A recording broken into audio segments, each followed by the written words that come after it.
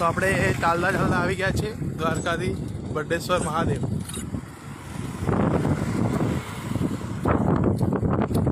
આ તો એનો રસ્તો છે.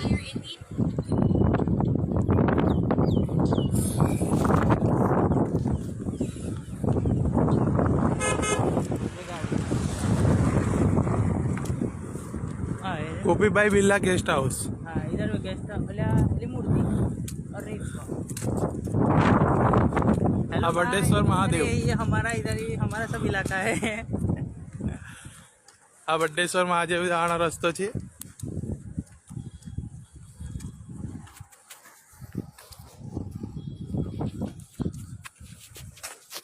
बस थोड़ी वार में આપણે પહોંચી જઈશું.